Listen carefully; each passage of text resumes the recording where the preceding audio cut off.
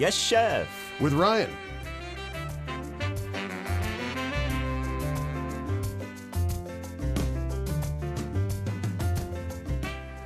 It feels like we've survived the heat wave and it's gotten a bit cooler in the mornings and evenings, but the temperatures during the days, we're still expecting 30 degrees in the weeks to come. So this will be our final edition of introducing superfoods that help you stay healthy in the summer. And this week, it's none other than Yukgaejang with none other than Chef Ryan. Good morning. Hey, good morning, Peter. Yukgaejang, one of my favorites. You may not have thought it would be, right? I didn't have any breakfast this morning. I'm so ready to eat this. Like, I'm really hungry. It smells great. So Yukgaejang, how do we say that in English?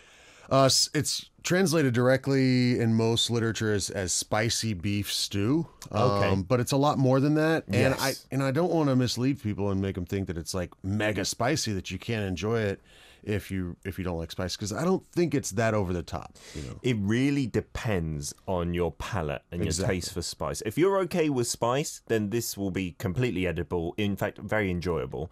But I know a lot of people in the UK, I'm not sure about in the States, but a lot of people in the UK are terrible with spicy things. You know, my friends, they came over here, what's it called? The 닭갈비. Right. Which is kind of spicy chicken, but not that spicy. It builds, it goes over time, it gets a little bit hotter, sure. Yeah, they couldn't eat it. Really? Like, we went out for that meal and they were just coughing the whole time, and they had to eat so much pineapple and peach juice to like alleviate the spice. I was embarrassed. It's so subjective. You know, my dad always says all things are relative. You know? It's true. And yeah, if you grew up having, you know, black pepper often, you know, or not, it can play a difference. Yeah, know, absolutely. Your taste buds really develop when you're younger. That's right. One of my friends in the UK, from a young age, he put a load of black pepper in his ketchup. Right, and that made it more tasty. And also, he's the one who can handle most spicy food. Maybe you're right there, Ryan. There it is.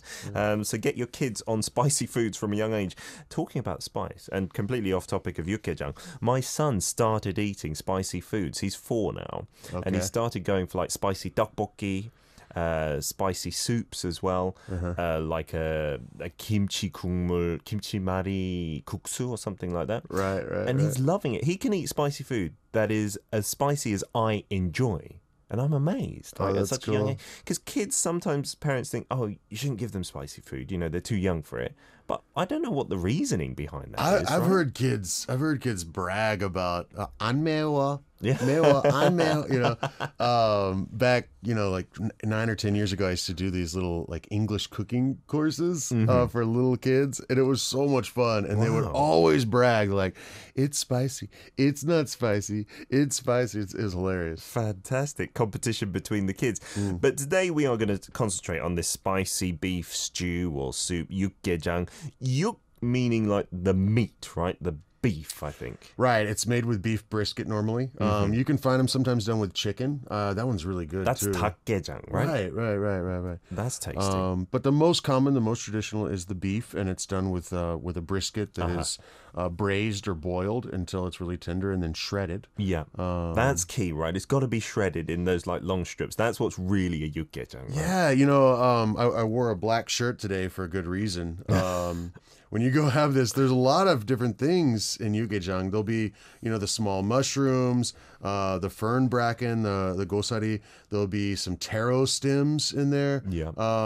And all these things, and sometimes the starch noodles. Yeah. And all these things, it's kind of hard to get with chopsticks or a spoon. You know, it's one of the easiest Korean foods to like make a mess over your shirt while eating. Everything's quite long in there as well. So you're Right. kind of sucking it and slurping it in. And right? it's so red, and it's sometimes they'll put a little bit of the capsicum oil on top to make it a little spicier. Yeah. And that stuff ain't coming out. You know, so You should have told me. I've got white stripes on my t-shirt today, but never mind. You'll be Christmas colors by the time we're done today. Lovely jubbly, red and green. But you're so right in terms of like when you shred the beef as well and have it in the strips, sometimes you get confused, well I do, whether it's a vegetable or it's the beef that you're eating on. I think that's done on purpose, Yeah. you know, because it kind of tricks you. You know, you think you're getting more beef or Yeah. But definitely the fern bracken has like a different texture, kind of a little bit of a crunch to it. Mm-hmm. It's an interesting stew. Go ahead and open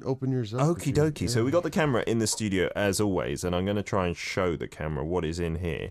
This is the Yukgaejang, and this must have the capsicum oil because it's completely separated on top. It smells so good. It does smell amazing. And like you said, it's got these long mushrooms. Are these shiitake mushrooms or? No, sir. They're the Enoch mushroom? Yeah. Enoch mushrooms. Yeah, and then you can see the little fern bracken or the fiddle fern or gosari.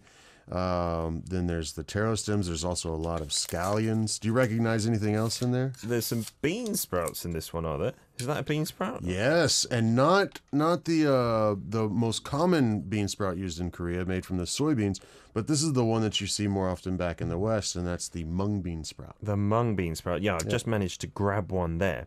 And then there's the Enoch mushroom that you say as well. Mm-hmm. And then the fern bracken is the brown one, right? That looks like a That's it. twig kind of thing. Yeah. You can get them, if you're not in Korea, you can find them dried in Asian markets, and then you just soak them in water. And they're not too bad. And oh, no, they're great. That's often used here, too, are the dried ones. And then you said also this is the taro. Taro stems, yeah. A lot of people around the world enjoy taro root. Mm-hmm. But here in Korea, we often use the stems, too. I see you already making a mess of your sheets there. I am. It's okay. I don't need this cue sheet. It's fine. And this is a spring onion, is it? A scallion? Yeah, there's scallions. There'll be a little bit of doenjang. Obviously, there's gochugaru or red pepper flakes. And often here's the meat. Yeah, and I gotta say, okay, this one is actually made with a different meat than the normal one. Oh, because it looks different, yeah. Yeah, okay, brisket is more common. This one's a little, I wanted to have something. This is actually a special meat from around the neck or the head of the cow, it's just kind of special. Okie dokie. So while I try this, could you just go through how to make this at home, Ryan? While Absolutely, I have a spoon or two full of this. Yeah, it's not too bad. Now I wish I could say you could just put it all in a slow cooker and let it go, but no, you do have to add things at different times. First thing you want to do is get kind of a stock going, and if you're using say a 1 pound piece of brisket, you leave it in one big chunk. Throw in some dried shiitake mushrooms, some onions, and plenty of water, and bring that up to a boil, and then simmer it for a few hours. It's good, huh? Wow.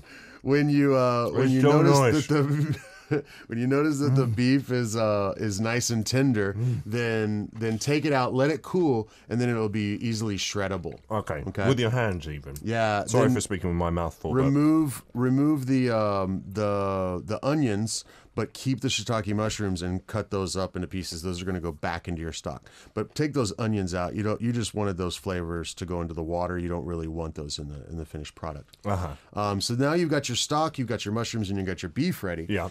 You need to make the sauce, which is a combination of red pepper flakes, soy sauce. Some people would add a little bit of sugar, some wouldn't.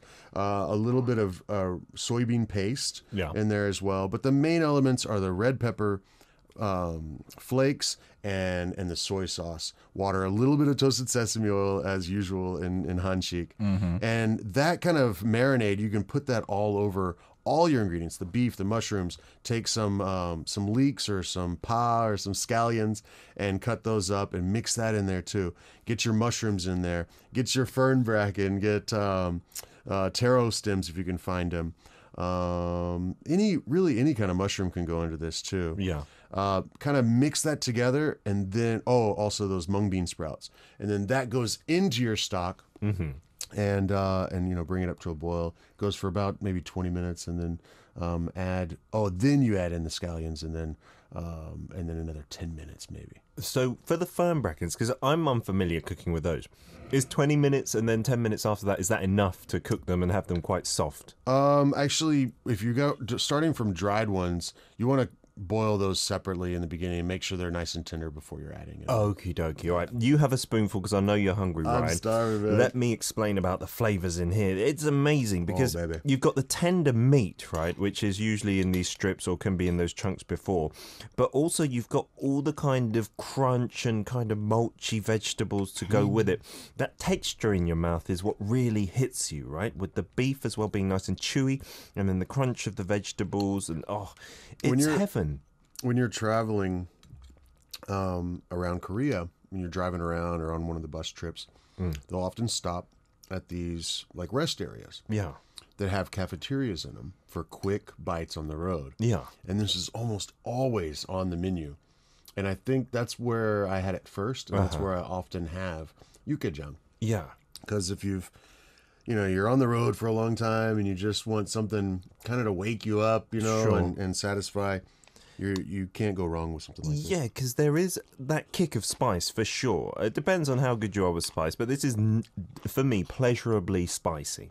You know me, listeners, regular listeners, I'm not a fan of some strange foods, and I'm not that big on vegetables and things like this. And there are some strange vegetables in here, in my opinion, like the brackens and the taro stems, but they go so well because they've been boiled in this spicy stock. They take on that flavour as well. Right. It's just really the texture that is different for each ingredient. I'm so proud of you, Peter. I love it so much. This is one of my favourites, with a bowl of rice as well, usually. Yeah, normally you've always got rice with kimchi with it. Yeah, and then you can put it in. Some people like to put the whole bowl in. Some people just like to put a spoon or two at a time. That's a nifty trick. If it's too hot for you, you can thin it down by adding your rice to it. Yeah, and for me, this is one of the best Korean soups. And there are loads of Korean soups out there, spicy and non-spicy ones. As long as you can handle spice, I say you go for this. And if you're not a beef eater, like Ryan said, you can substitute the chicken. Is it exactly the same then in terms of cooking and the recipe, apart from just putting in the chicken? Well, yeah, you're gonna I guess it'd be boiled chicken, or you could say poached and then shredded. Often I'll find little pieces of bone in my Yukgaejang, but it's really good. I couldn't resist but put another mouthful in when I shouldn't have, because I have to talk on this radio show, but I cannot resist. Well, I want to talk a little bit about the spiciness of it, right? Because, my mouth is tingling just a little bit, but there's no pain, okay? Do you like a bit of pain? Sometimes I do. The chilies that are used in this are at a level of spice a little below a jalapeno. Do you know about the Scoville scale? I've heard of it with chili peppers, right? Yeah, the Scoville scale is a way to rate peppers. And again, it's subjective. All things are relative. But most are kind of ranked. The Korean chilies that are in this, that are made into pepper flakes and then added to this, they're kind of around about a 2,000 or 2,500 on the Scoville scale. Yeah. To give you an idea, a jalapeno is higher than that. It's about 3,500. Oh, really? A cayenne chili like this one right here. Ooh, wow. That one is higher above that. Okay. Now we're around like a 5,000, 8,000 range. Wow. But to give you that is still baby land, really? in spices. What? Okay, check out these guys right here. Okay, what are these ugly monstrosities? That's a lemon habanero and a chocolate habanero. And now we're talking 800,000 Scoville units. Some of them, yeah. Well, 250 to 800,000. So now we've gone from 2,000 to 250,000 or more. But are they relative then? Is it that much more spicy? It like is that many factors more? I mean, these will really give you pain. These, if you get them on your fingers, I mean, it's there all day. If you ever touch your eye, you're in trouble. Here I'm okay. It's the seeds, right? So when I think of, you're fine just touching the outside. But whenever I think of really spicy, this soup in English is called spicy beef stew. And I don't want people to think that it's nearly as hot as even the cayenne, and then definitely nowhere near those.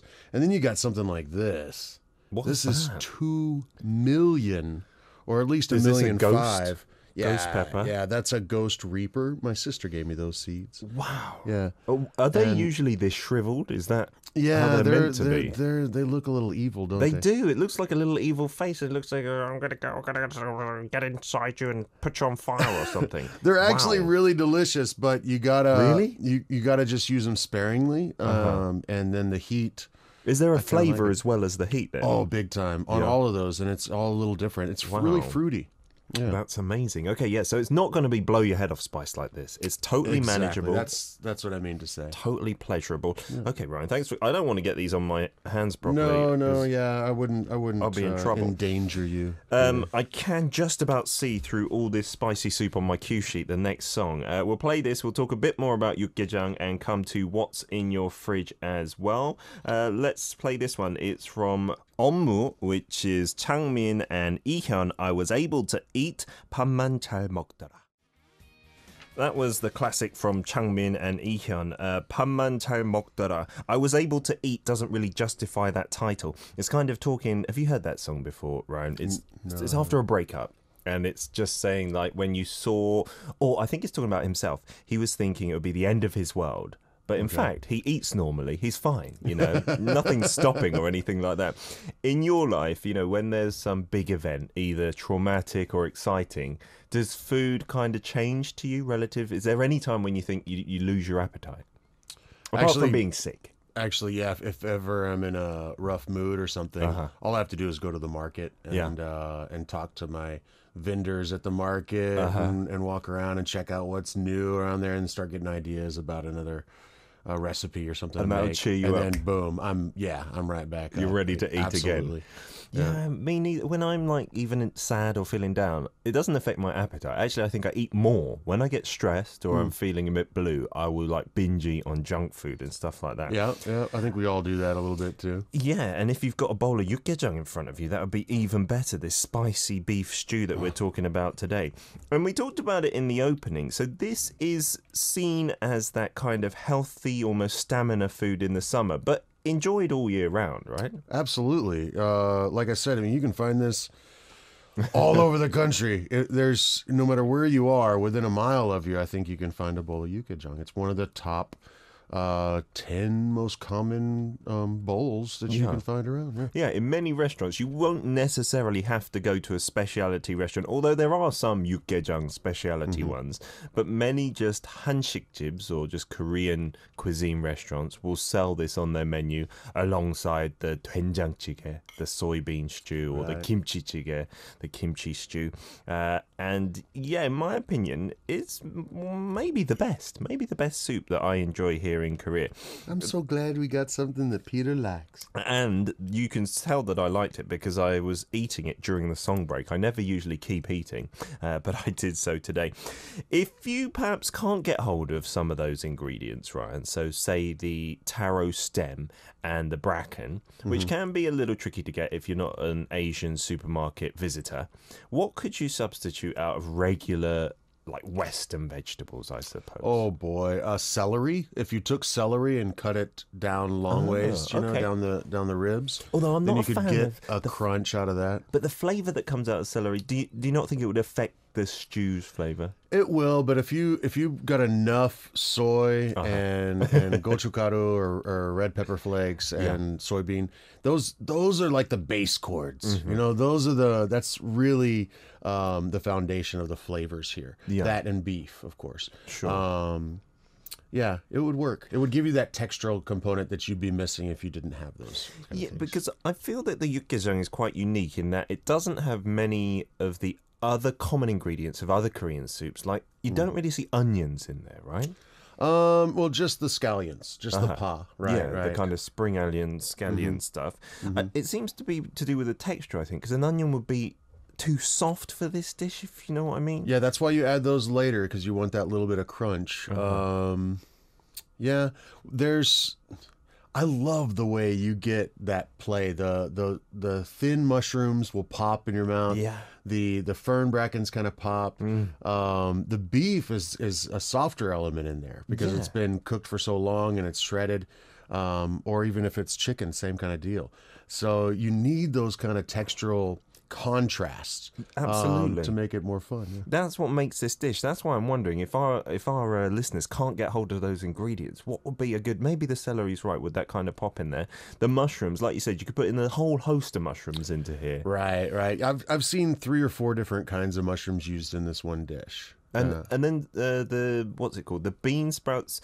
You said this is the mung bean version, right? Which are the ones that you can more easily find in other places. Okay. Here in Korea, in most dishes where you have bean sprouts, it'll be the soybean sprouts. Yeah, the kongnam, right? But this is one of the only Korean soups that uses the mung bean one, isn't it? Is that the sukju? Is that right, what you call exactly. it in Korean? Yeah, right. yeah. You're right. Yeah, because kongnam is much more easily accessible here. I was trying to do a little research this morning on the origins of this, and I wish I had more to tell folks. Yeah. Because it is unique. It's different from other soups, and I wonder why or how that came about. It might be about putting in more healthy things like using these different ingredients to build stamina. Yeah, for the summer months. Maybe that's the origins. You're right. It does seem a healthier fare than others. And despite having the beef in it, with all the other vegetables, the roots and whatnot, it really does have a healthy vibe, as well as being really tasty. Let's not get away from that. It's not one of those healthy dishes where you're like, I don't want to put that in my mouth. It's super nice. We got to talk all about Yukgaejang today, the spicy beef soup. You can get the chicken version, like we said, Yukgaejang. In that, would it be any cuts of the chicken as well? Just shredded, as long as it's shredded, doesn't really matter. They're using the entire chicken. I'm sure they're making their broth with the whole chicken, and then they'll pull out those whole chickens and then shred the meat off. Because I'll find sometimes a little bit of skin or chicken fat in there, and then also tiny bones sometimes will be in there. So they must be using the whole bird. Yeah. Wait, something just reminded me that this kind of feels like almost bibimbap in a soup. Like you've got the rooty bits and pieces. Yeah, you maybe got the beef as well, and it's a bit spicy, like you can have with the gochujang. It's just without the rice. It's just those ingredients in a soup. That's right. Wow. And maybe as healthful Very as the perceptive. bibimbap. Anyway, so you can check out this video and all our other Yes Chef videos on our YouTube channel, Arirang Radios. And don't forget to tune in to #DailyK, keeping you up to date with the latest news from Korea every single day from 9 to 11 a.m. And there are a number of restaurants specializing in Yukgaejang, but also you can get them from the general ones. Yukgaejang is certainly one of the iconic spicy dishes in Korea, but as Ryan said, it's not below your head off spicy, so it's approachable.